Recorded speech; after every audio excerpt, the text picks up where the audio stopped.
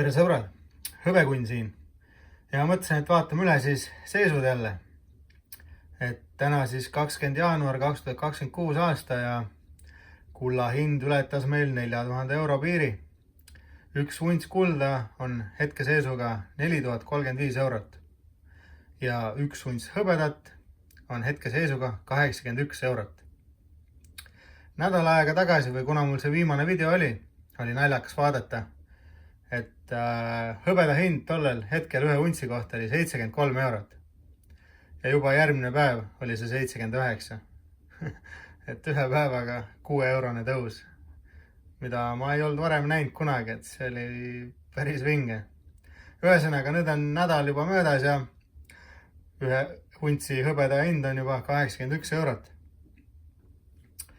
Et päris ägena.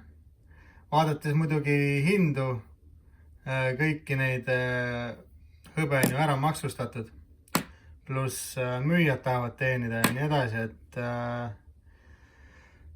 lähevad päris krõbeda hinnaga juba. Üle 100 euro müüvad juba. Et igastahes maailmaturu hind on 81 eurot hetkeseisuga. Aga millest ma täna rääkida tahtsin? Mõtlesin, et vaataks kähku üle, et mis värk selle hõbedaga siis nagu on, et kuhu seda kulub ja miks.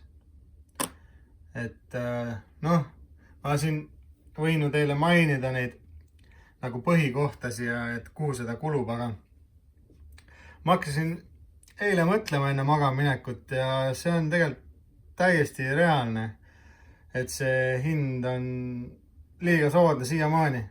Et see peaks ikka väga palju veel tõusma. Ja ma kohe räägin teile ka sellest. Aga vaatame kõigepealt, kuhu seda kulub. Et muidugi meditsiini, sest hõbe ju tapab baktereid. Lisaks sellele on ju sõjatööstustel vaja hõbedat, et toota rakette ja igasuguseid tänapäevaseid tehnikaid. Peale selle on ju juveliirid, kes teevad meile ju kuld- ja hõbeehteid näiteks, sõrmused, kaelaketid ja mida iganes, käekellad. Siis on muidugi ju investeerijad, kes soovivad samasuguseid ägedaid münte ju vahepeal omale soetada. Et ka sinna kulub palju. Lisaks ju päiksepaneelid. Päiksepaneelidega on selline lugu, et sinna läheb palju.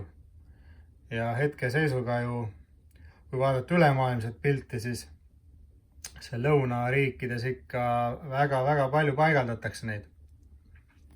Meil siin Põhjamaal, Eestilgi, olen päris palju päikseparke juba näinud, võrreldes sellega, mis oli 10-15 aastat tagasi. Mis veel? Autodesse kulub ja kulub palju. Ja elektriautodesse veel eriti. Et kõik need elektriautode akud ja klemmid ja kiibid ja värgid. Aga ma hakkasin eile mõtlema, et ma olen ise ka kogu aeg jahunud sellest AI-st ja värgist, aga ma hakkasin eile nagu punkti haaval mõtlema lihtsalt, et okei, et AI, tehisintellekt on ju.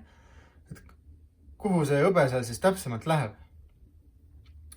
Et ilmselt paljud siin mõtlevad, AI siis on nagu mingi arvutiprogramm, on ju, et kes sulle ütleb kõik ette.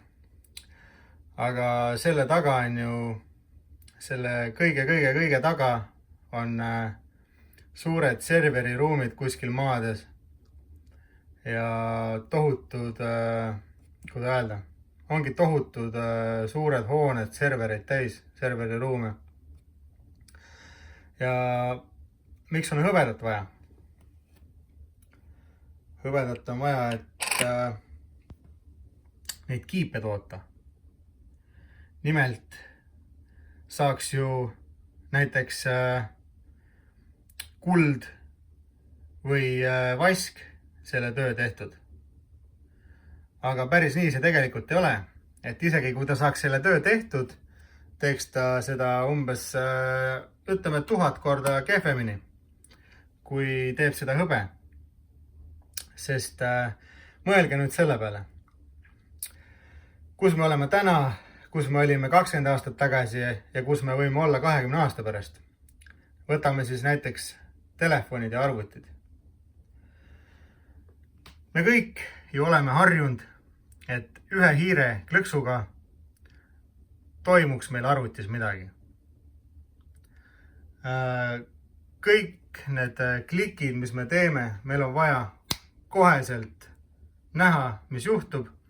Mitte, et me peame näiteks 5 sekundit ootama, et tuleks midagi ette meile. Arvuti ja digimaailmas meil on vaja kohest efekti. Sina annad käsu ja kohe toimib. Selleks on meil hõbe. Hõbe on parima elektrijuhitavusega ja seda on väga hea maha jahutada. Samas seda on hea ka kuumutada või nagu mida iganes. Ehk siis ta on maailmas kõige parema elektrijuhitavusega element. Ei ole vask tema lähedalgi. Nimelt siis hõbe, seda kulub kiipidesse, klemmidesse ja täielikult AI arendusele, et meil tulevikus oleks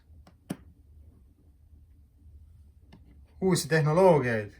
Tegelikult on lihtsalt nii, et hõbedat kulubki igasuguste kiipide ja klemmide tegemiseks, mida on tänapäevases AI arendamisel väga palju vaja ja meeletutes kogustes.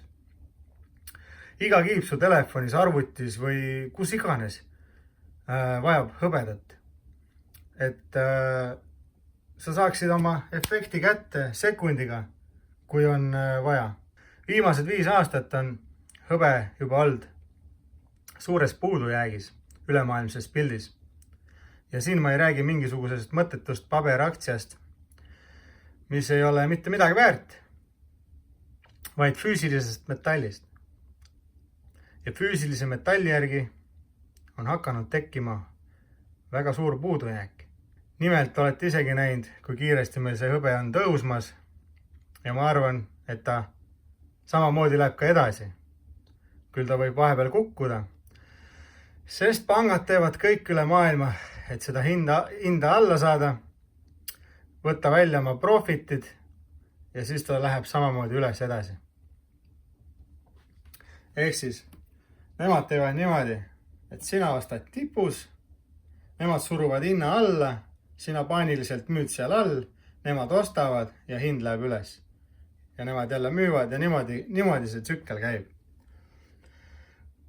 Ehk siis pangad üle maailma on kõige suuremad hõbeda alla surujad, siis põhimõtteliselt võib nii öelda. Nemad üritavad kõige rohkem seda hinda alla saada.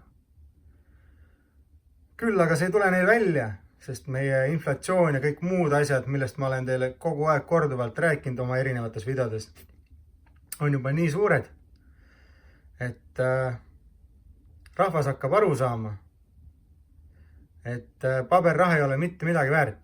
Ta on küll väärt, midagi ta on väärt, praegusel hetkel veel on. Praegu te saate oma maksud makstud ja poes süüa sellest osta. Mis ta tulevikus on, seda me ei tea. Aga me kõik oleme näinud sajandite ja tuhandete aastate jooksul, meie eluaja jooksul, kuidas on mõnedes riikides rahad ära kadunud, kuidas on mõnel riigil 5-10 erinevat raha olnud selle aja jooksul, kui sa oled elanud. Et ega dollar ja eurogi teistsugune ei ole. Igal rahal on oma tsükkel, kui kaua ta kestab. Aga mis on alati olnud raha, on väärismetallid, kuld ja hõbe. Nüüd on selline asi.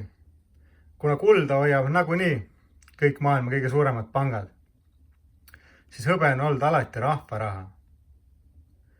Aga nüüd on selline asi, et rahvas hakkab aru saama lõpuks, et see paber ei olegi sittagi väärt ja nende tühipaljad lubadused teevad neid ainult vaesemaks. Niisiis on hakanud torm pankadesse ja vara maha müümiseks ja igasuguseid trikke tehakse, et saaks kokku krahmata füüsilist hõbedat või kulda. Küll aga mina ei soovita sellist asja kunagi. Ma soovitan hõbedasse ja kulda investeerida mõistlikult. Iga kuu natukene või kuidas kellelgi võimalust on. Kui sa oled rikas, sa ei pea piirduma natukesega. Kui sul on rahaasjad korras, sa võid seal iga kuu kas või omale, ma ei tea, 10 untsi kulda osta, terve tuubi kulda osta, oleneb kui rikas sa oled. Aga tavainimestest ma räägin, et isegi iga kuu 1 unts hõbedat, kui sa ostad, aasta lõikes see teeb juba 12 untsi. Et igaüks, nii kuidas saab, peaks seda tegema. Aga mitte nii, et te võtate võlgu või lähete oma varasi maha müüma, et selle eest osta hõbedat ja loota, et siin kuu-kahe pärast ma võtan ulme profitid välja. Et ma saan rikkaks, kiirelt rikastumise viis. Ei, sõbrad. Te panete oma maja panti, saate laenu, ostate selle eest hõbedat. Pangad teevad oma trikid ja teie skaala langeb alla, te olete paanikast, ei tea mida teha. Müüte maha kahjumiga või jääte üldse oma kodust ilma või mis iganes te sinna panti panete. Need asjad ei käi niimoodi. Need väärismetallide hoidmised on mõeldud pikaajaliseks. Et siin ei ole mõtet sul täna osta 6 aja pärast maha müüa. Isegi kui sa oled selle 1 untsi pärast 10 euri teeninud. Maha on mõtet müüa ainult siis, kui sa oled tõesti juba sellises vanuses, et sul on aeg enda neid vilju hakata nautima, et sa tahad veel pensil viimast võtta elust, minna võib-olla ümber maailma reisile või kuskil soojal maal oma viimased 10 aastat redutada. Et siis on see mõte maha müüa neid metalle. Aga hetkeseisuga, kui ei ole sul põhjust maha müümiseks, siis mina ei müüks neid maha. Las nad olla sul veel 10 aastat, 20 aastat. Et mis see annab sulle, kui sa tuled oma rahaga ilusti välja ja sa saad nüüd suure koguse raha juurde ja siis see jääb su pangakontole seisma lihtsalt ja inflatsioon sööb seda muudkui vähemaks. Mis selle mõte on? Sellel ei ole mõtet, sõbrad. Aga ühesõnaga, mis ma tahtsin veel rääkida? Et mis te sellest arvate, et Ameerikas näiteks juhtus selline asi, et refineerijad ostavad siis mündipoodidelt ja inimestelt kokku münte $15 alla turuhinna. Kuna metallid liiguvad niivõrd kiiresti ja nemad ei saa lubada omale selliseid kõrgeid tõuse ja langusi hästi kiiresti, siis nad ostavad maailmaturu hinnast $15 allapoole. Kuidas te seda aktsepteeriksite? Et ilmselgelt normaalne inimene sinna oma metalli ei viiks, on ju. Aga kuna maailmas või ütleme Ameerikas on nii palju inimesi, et mõned on sunnitud seda tegema, on ju. Mõned mündipoed või kohad, kellel ei ole nii suur võib-olla, kui öelda, kliendibaas või et no ei tea, igastahes see on jõhker, et $15 alla maailmaturu hinna. Hetkeseisuga siis mõned refineerijad ostavad kokku. Mis seal Ameerikas veel oli? Ma kuulsin, et Ameerika üks suurimaid mündiärisi tõstis hindu. Et mitte küll tavavuntside mõttes, aga nagu tead, et iga aasta nagu tehakse, ütleme Ameerika Silver Eagle'id. Et näiteks, ma ei tea, proofid ja igasugused sellised. Et nendega selline lugu, et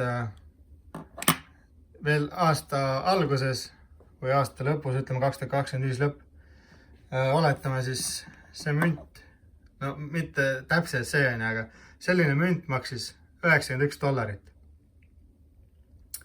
Ja eile muudeti hindu ja see sama münt maksab $197. Saate aru, $200. Need on muidugi mõeldud jah kogujatele. aga nagu nipsust inimesed arvasid okei, et see võib minna seal $120–130 peale, 90 pealt. Aga $180–190, mis nad seal küsivad, et põhimõtteliselt 200, mõelge selle peale. Et ma arvan, et nad juba teavad, kuhu see hõbeda hind suundub ja ei ole mõtet topelttööd teha. Ehk siis, ma arvan, et meil siin hakkab veel palju nalja saama selle hõbedaga. Ja mina arvan, et hõbe veel tõuseb ja tõuseb ja tõuseb. Siinkohal mainin ära, igaüks teab ise, mida ta oma rahaga teeb, sest mina ei ole mingisugune finantsnõustaja teile. Mina räägin, mida mina teen. Et sellised uudised siis 20. jaanuar 2026 hõbekunni poolt. Loodan, et meeldis. Kui tükki küljest ära ei võta, hakake kanalit tellima, see on kõigile tasuta, ehk siis pange subscribe, pange like, siis YouTube soovitab teistele inimestele, kellel on samasugune huvi, samuti seda videot. Ja näeme juba järgmises. Olge tublid. Tšau!